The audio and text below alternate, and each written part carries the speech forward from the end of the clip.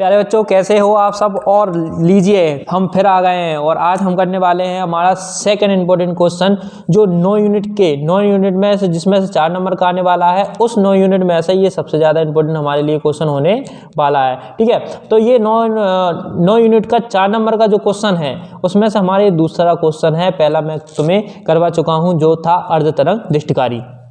प्यारे बच्चों, जल्दी से अपन इसको सीखते हैं, बहुत ज़्यादा इंपॉर्टेंट क्वेश्चन है। इन दोनों क्वेश्चनों में से एक क्वेश्चन आने ही वाला है प्यारे बच्चों, 100% क्वेश्चन आने वाला ही है। चलिए तो अपन देखते हैं कि पूर्ण तरंग दृष्टिकारी मैंने तुम्हें बता दिया था पिछली वीडियो में। अगर तुमने नहीं देखा हो तो इससे पहले वो वाली वीडियो देखें, अर्धतरंग दृष्टिकारी को। पूर्ण तरंग दृष्टिकारी के रूप में पीएन संधि डायोड का वर्णन निम्नलिखित बिंदुओं के आधार पर कीजिए। प्यारे बच्चों, 4 नंबर का आता है। इसमें से 1 नंबर हमको क्या मिल जाता है, नामांकित परिपथ का 1 नंबर मिल जाता है। दूसरा नंबर हमारा क्या होता है, कार्यविधि का होता है। और तीसरा हमारा होता है क्या, निवेशी और निर्गत विभव का समय के साथ परिवर्तन आरेख। तो तीसरा ये जो आरेख हम बनाते हैं इसका होता है। तो यहाँ पे 2 नंबर इसके होते हैं, 1 नंबर इनका होता है। नंबर भी अलग अलग चीज़ों के मिलते हैं। ठीक है, तो ये हमें अच्छे से याद रखना है। नामांकित चित्र नहीं बनाया और कार्यविधि लिख दी और ये लिख दिया तो तुम्हें जो समझ लो कि नंबर 2 तो मिल सकते हैं, 2-3 मिल सकते हैं, लेकिन चित्र बहुत ज़्यादा महत्वपूर्ण है। अच्छा, ये क्वेश्चन भी चित्र से ही होता है। तो चित्र हम बनाना यहाँ पे सीखेंगे, बहुत सिंपल सा है चित्र बनाना। ठीक है, और चित्र से ही हम कार्यविधि को सीखेंगे। चूंकि दृष्टिकारी को हम कल सीख चुके थे तो आज हम डायरेक्ट चित्र से ही शुरुआत करते हैं। सबसे पहले देखिए, तो पहला बिंदु हम लेकर आते हैं क्या, परिपथ का नामांकित चित्र। ठीक है ना, परिपथ का नामांकित चित्र। ठीक है ना। अब परिपथ का नामांकित चित्र क्या है, तो चित्र पे ही मेन चीज, चित्र पे ही फोकस है सारी की सारी। ठीक है, तो चित्र में यहाँ पर हम देखते हैं परिपथ का नामांकित चित्र बनाएंगे। सबसे पहले हमें नामांकित चित्र बनाने के लिए हमें क्या करना है, पहले हमें लेना है प्राथमिक कुंडली का, जो प्राथमिक कुंडली का काम करेगी। चलिए भैया, अपन ने प्राथमिक कुंडली बना ली। ठीक है ना, देखना चित्र बनाना सिखा रहा हूँ, बहुत सरल है चित्र बनाना, कितना आसान है ना, बिना पेन पेंसिल के भी। और ये हम ट्रांसफार्मर के लिए 2 लाइन का उपयोग कर लेते हैं और यहाँ पर अपन बना लेते हैं एक और कुंडली जो कुंडली का काम करेगी। ठीक है, चलिए अब इन दोनों को अपन मिला देते हैं। अब तुम स्केल का अगर इस्तेमाल करोगे तो ये थोड़ा सा और ज़्यादा साफ सुथरा और सुंदर दिखेगा। चूँकि मैं यहाँ पे कई बार बना चुका हूँ तो मैं हाथ से ही बना देता हूँ, आपको बनाने में सुविधा होगी अगर आप स्केल का उपयोग करोगे। ठीक है, चलिए तो यहाँ पे अपन जब पूर्ण तरंग दृष्टिकारी रहते हैं तो यहाँ पर अपन ने एक पीएन संधि डायोड लगा दिया। ठीक है, ये अपना हो गया एक पीएन संधि डायोड, इसको अपन ने आगे जोड़ दिया। ठीक है, इसको आगे ले जाते हैं इस तरह से। ठीक है, और यहाँ पर अपन ने दूसरा पीएन संधि डायोड जोड़ दिया। ठीक है ना, क्योंकि इसमें 2 डायोड होते हैं। ठीक है ना, तभी ये पूर्ण तरंग दृष्टिकारी के रूप में काम करेगा। ठीक है, अब यहाँ पर अपन बीच में जोड़ते हैं क्या, इसको थोड़े से और अच्छे से अपन बना सकते हैं कुंडली को। ठीक है, यहाँ पे अपन बीच में जोड़ते हैं निर्गत विभव। ठीक है, निर्गत विभव के लिए अपन क्या करेंगे भाई, यहाँ पे लोड R जोड़ दिया अपन ने। ठीक है ना, यहाँ से अपन को निर्गत विभव प्राप्त होगा। ठीक है, अब इनके हम नाम दे देते हैं। इस बिंदु को हमने नाम दे दिया A, इस बिंदु को हमने नाम दे दिया B, इसको हमने नाम दे दिया C और इसको हमने नाम दे दिया D, और ये लोड है R। ठीक है, यहाँ से हमें निर्गत विभव प्राप्त होगा। इस डायोड को हम नाम दे देते हैं D1, इस डायोड को हम नाम दे देते हैं D2। ठीक है, ये हमारा क्या है, निवेशी है ना, निवेशी विभव है। निवेशी विभव, या इसको क्या करते हैं प्रतिवर्ती, अपन धारा प्रतिवर्ती विभव भी कह सकते हैं, धारा भी कह सकते हैं। ठीक है ना, तो ये हो गया अपना निवेशी विभव। ठीक है, और यहाँ से अपन को प्राप्त हो जाएगा निर्गत विभव। ठीक है, निर्गत विभव। ठीक है, तो ये अपना पूरा का पूरा सिंपल सा चित्र था। अब इसमें कहा जाता है नामांकित चित्र। तो यहाँ पर अपन को बताना भाई, ये अपना क्या है, निवेशी विभव है, ये अपने पास में निर्गत विभव है, डायोड D1 है, डायोड D2 है।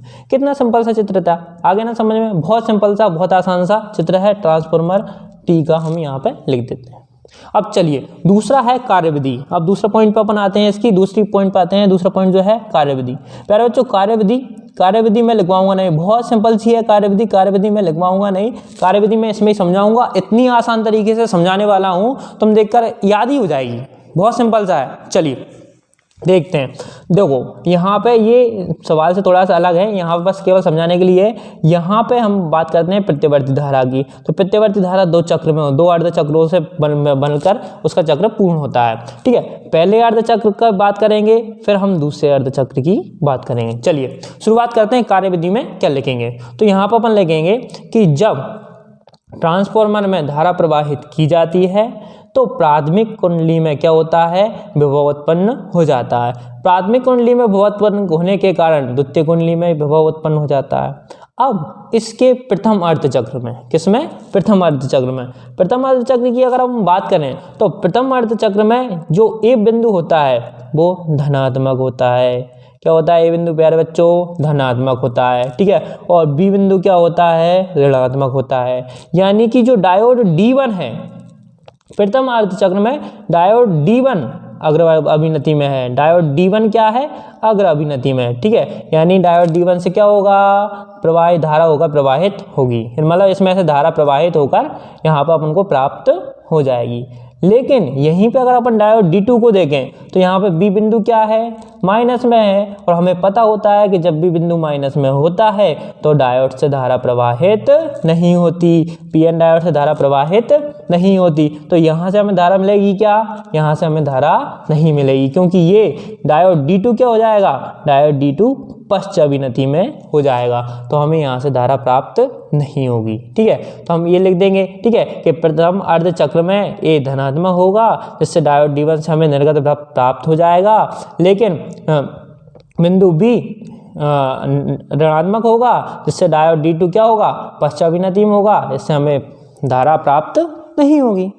अब हम आ जाते हैं इससे भी आगे। अब हम बात करते हैं द्वितीय अर्धचक्र की, क्योंकि प्रत्यवर्ती धारा पूर्ण करने के लिए द्वितीय अर्धचक्र पे जाना पड़ेगा। अब द्वितीय अर्धचक्र की अगर हम बात करें तो द्वितीय अर्धचक्र में देखो, अब ये क्या होगा, बिंदु बी होगा धनात्मक और बिंदु ए क्या हो जाएगा, ऋणात्मक। तो इस स्थिति में क्या होगा, डायोड D1 क्या, D2 क्या होगा, D2 होगा अग्र अभिनति में, D2 क्या हो जाएगा, अग्र अभिनति में, और D1 क्या हो जाएगा, पश्च अभिनति में। अब जैसा कि आप सबको पता ही है, क्या पता है कि जब भी D2 अग्र अभिनति में होता है तो इससे होकर धारा प्रवाहित हो जाती है, जबकि D1 से होकर धारा प्रवाहित नहीं होगी। तो पश्च अभिनति हमें यहाँ से क्या हो जाएगा, द्वितीय अर्धचक्र में D2 से धारा प्रवाहित हो जाएगी, यहाँ से हमें निर्गत विभव प्राप्त हो जाएगा, जबकि D1 से निर्गत विभव प्राप्त नहीं होगा। यही का यही हमें पूरा कार्यविधि में ऐसा कैसा बना के लिखना है, अलग से कोई कार्यविधि याद नहीं करनी, बिल्कुल जो मैंने तुम्हें समझाया है ऐसा का ऐसा अपन को कार्यविधि में लिखना है। अगर समझ में नहीं आता है तो कमेंट करके जरूर बताएं, फिर मैं कार्यविधि आपको दे दूंगा। वैसे कार्यविधि में आप इतना सब लिख सकते हो, बहुत सिंपल सा है। अब तीसरा और इम्पोर्टेंट पॉइंट जो है कि निवेशी विभव और निर्गत विभव, निवेशी विभव तथा निर्गत विभव का हमें क्या बनाना है, निर्गत विभव का आरेख खींचना है। तो बहुत सिंपल सा है प्यारे बच्चों, निवेशी विभव और निर्गत विभव का इतना सरल आसानी से बताऊंगा, बहुत सिंपल सा, कुछ नहीं करना। देखो 1 2 3 4 और ये 5 अपन को लाइन खींच दी, ठीक है। इसके लिए से खींचोगे तो और सुंदर दिखेंगी लाइन, ठीक है। यहाँ पर अपन ने नीचे इस तरह से लाइन खींचना है और यहाँ पे इस तरह से लाइन खींचना है, ठीक है। अब ये है हमारा, यहाँ लिख देना निवेशी विभव, ये क्या है अपना निवेशी विभव, और ये क्या है अपना निर्गत विभव ना, निर्गत विभव, निवेशी विभव मिल गए, निर्गत विभव मिल गए। अब जब हमने प्रथम अर्धचक्र में निवेशी विभव दिया तो हमें D1 से क्या हुआ था, ऊपर देखो यहाँ पे अपन ने D1 से क्या हुआ था, D1 से धारा प्राप्त हो गई थी, D2 से धारा प्राप्त नहीं होती, कुल मिला के हमें धारा प्राप्त हो गई थी, ठीक है। तो यहाँ पर अपन लिख देंगे हाँ हमें भैया निर्गत विभव प्राप्त हो गया था। अब दूसरे अर्धचक्र में चलते हैं कि दूसरे अर्धचक्र में हमें D1 से तो धारा प्राप्त नहीं हुई, लेकिन D2 से धारा प्राप्त हो गई थी। तो हम क्या लिख देंगे भैया, हमें धारा प्राप्त हुई कि नहीं हुई, तो ये हमें धारा प्राप्त हो गई। अब भाई तीसरी चीज क्या है, फिर दोबारा से हमने चक्र चलाया, दोबारा से चक्र चलाया, इसमें क्या गए, फिर D1 में गए, तो अब D1 से हमें धारा प्राप्त हुई कि नहीं हुई, हो गई, लेकिन D2 से धारा प्राप्त हुई क्या, इस चक्र में नहीं हुई ना। अब हम आते हैं अर्धचक्र में अगले वाले में, ठीक है। तो इसमें क्या होता है, इससे प्राप्त हुई क्या धारा, नहीं, इसमें इससे प्राप्त हुई धारा, तो ये धारा मतलब क्या होता है, इसमें 2 डायोड लगाते हैं तो 2 डायोड में क्या होता है, किसी ना किसी से धारा प्राप्त होती ही रहती है। तो भाई इतनी चीज़ें करके आना है तुम्हें, और इतनी सारी चीज़ें अगर तुम कर आओगे आसानी से तो तुम्हें क्या हो जाएंगे, पूरे पूरे नंबर मिल जाएंगे। चित्र बहुत अच्छे से बना के आना है, ज़्यादा कुछ नहीं रहता है, बहुत सिंपल सा रहता है। अगर वीडियो अच्छी लगी हो तो इसको शेयर जरूर करें, चैनल को सब्सक्राइब कर लें और मेरे साथ इसी तरह से बने रहें। अपन सारे कठिन से कठिन क्वेश्चन और इंपॉर्टेंट क्वेश्चन सारे हल करने वाले हैं, ठीक ना। सभी बच्चों को नमस्ते, और इसी तरह मेरी वीडियो पर बने रहें। धन्यवाद। जय हिंद, जय भारत।